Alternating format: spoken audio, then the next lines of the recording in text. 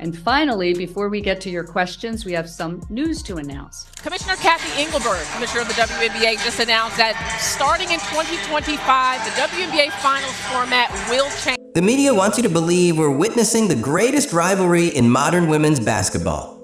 Caitlin Clark versus Angel Reese. ESPN hypes it like it's the second coming of Magic versus Bird. Social media eats it up, and fans line up thinking they're about to witness a war between two generational icons. But here's the inconvenient truth that nobody seems to want to say out loud.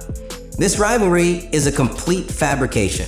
It's a made-for-TV fantasy with no backing in reality. Because when you actually look at the scoreboard, the only thing that really matters, it's not close. The Indiana Fever have demolished the Chicago Sky in 6 of their last 7 meetings. That's not a rivalry, that's a domination. The myth was supposed to be that these two teams would go back and forth in epic battles. Instead, the Fever just walked into the United Center, Chicago's grandest stage, with no Caitlin Clark and still delivered a 93-78 statement win. And this isn't some one-off fluke. This was the 3rd time this season Indiana has handled Chicago with ease. In fact, the Fever have outscored the Sky by a jaw-dropping 77 points across just those 3 matchups. So next time someone tries to sell you the story of Clark versus Reese as a rivalry, remember this. It's not a rivalry when only one team keeps winning. With Caitlin Clark sidelined, someone had to take the reins, and Kelsey Mitchell didn't just step up, she erupted. The veteran guard knew the lights would be brightest on Chicago's home turf during their biggest promotional event of the season, and she treated it like her own personal showcase. Mitchell dropped a blistering season-high 35 points, shooting 12 of 19 from the field, and hit 7 three-pointers on just 10 attempts. That's a staggering 70% from deep on the road in front of a hostile crowd, without her superstar teammate beside her. But this performance wasn't just about volume, it was about legacy. With those numbers, Mitchell joined Caitlin Clark as the only 2 players in Indiana Fever history to record 35 or more points, 5 or more assists, and 5 or more made threes in a single game. That's an elite club, and Mitchell stamped her place in it on what was supposed to be Barbie night for the Sky. Instead, it turned into Money Mitch night, with fans and analysts alike marveling at her efficiency, leadership, and calm under pressure. When Chicago tried to rally, she answered. When the crowd got loud, she got louder, with every dagger 3. This wasn't just a good game for Mitchell. It was a clinic in how to take control of a narrative and rewrite it in real time. While Kelsey Mitchell lit up the scoreboard, it was rookie Mikayla Timpson who brought the fire on both ends of the floor. Every time she's been given real minutes this season, she's shown flashes of brilliance. But against Chicago, she turned those flashes into a full-blown spotlight moment. Timpson dropped 14 points on an ultra-efficient 6 of 8 shooting, delivering 75% accuracy in a game where every possession mattered. But it wasn't just her offense that stood out, it was her grit, her energy, her timing. She disrupted passes, finished in transition, and hit tough, looks like a seasoned vet.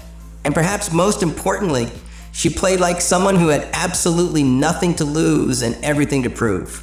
After the game, Mitchell called her the ultimate pro, a telling compliment from a franchise cornerstone. What makes Timpson so special isn't just the stats, it's how ready she always is. No complaints, no drama, just results. In a season where the spotlight has hovered around the big names, Timpson is quietly building a reputation as one of the most reliable rookies in the league. Her impact on this game wasn't loud, but it was massive. Every run Chicago tried to start, she shut it down. Every time momentum wavered, she steadied it. On a night built for flashy storylines, Mikayla Timpson delivered substance and showed the Fever have more than just stars. They've got rising ones too. If you blinked, you might have missed her impact, but Chloe BBY didn't need long to make the city of Chicago remember her name. Signed to a 7-day contract just days before the game, BBY walked into the United Center with 0 expectations on her shoulders and walked out as one of the most surprising bright spots of the night. In just 10 minutes of action, she scored 8 points and knocked down 2 clean three-pointers with the confidence of someone who's been in the league for years. It wasn't just what she did, it was how she did it. BBY spaced the floor, moved with intent, and gave the Fever an immediate jolt of energy off the bench. Coach Stephanie White praised her post-game, noting how her shooting helped open up space for Aaliyah Boston to operate inside. Exactly what you want from a late-season addition. Most players on 7-day contracts get buried in the rotation, maybe get a couple of garbage time minutes, and quietly disappear. But not BBY. She made the most of her opportunity with urgency, confidence, and no hesitation.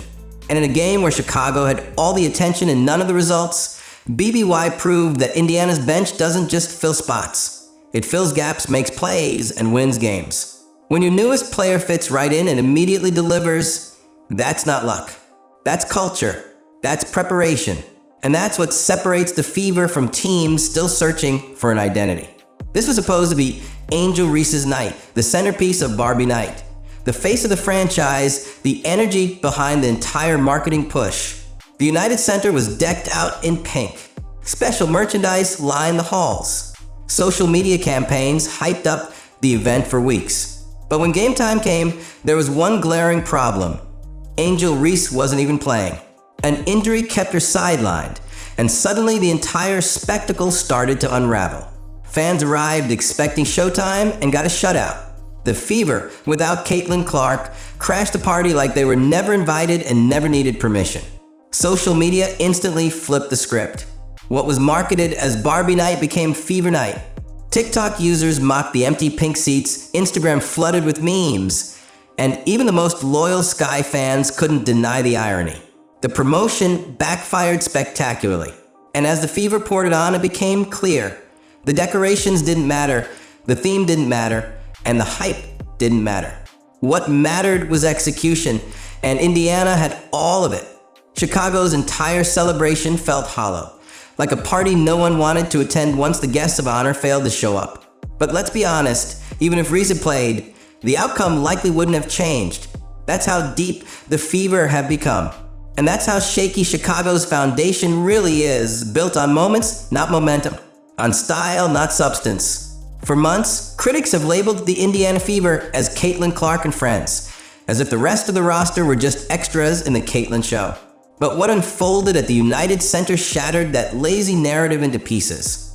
Because on a night when their superstar never stepped on the court, the Fever looked more complete, more dangerous, and more cohesive than ever. Aaliyah, Boston, dominated on both ends with her third straight double-double, 14 points, 11 rebounds, 6 assists, 2 steals, and 2 blocks.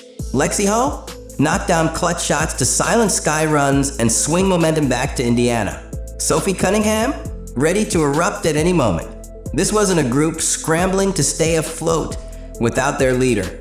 It was a full rotation, executing, flowing, and delivering under pressure. Coach Stephanie White has said all season that depth means tough decisions. Sometimes deserving players don't get minutes. But against Chicago, every rotation piece made a statement. This team is built for 40-minute battles, not just highlight reels. Even when Clark was on the bench in street clothes, signing hundreds of autographs and cheering her teammates on, the Fever operated like a well-oiled machine. This win proved that Indiana's success isn't a one-woman phenomenon. It's the result of culture, chemistry, and preparation. When your role players look like starters and your bench looks like a threat, you're not just surviving, you're ascending. At some point, you'd think Chicago would learn. After all, how many times can you schedule a high-profile game against Indiana? Roll out the pink carpet and still get torched? The answer apparently is at least 3. The Sky have now been outscored by a combined 77 points in their last 3 games against the Fever this season alone. That's not just a bad stretch, that's a systematic collapse. The first loss? A humiliating 35-point beatdown. The second? A 27-point disaster. And now this Barbie Night, their biggest promotional game of the year, turned into another 15-point blowout without even having to face Caitlin Clark.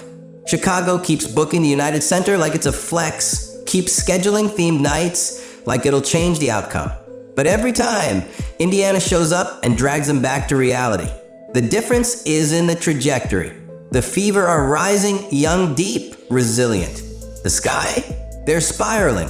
This loss drops them to 7-18, with their 5th straight defeat and playoff hopes fading fast.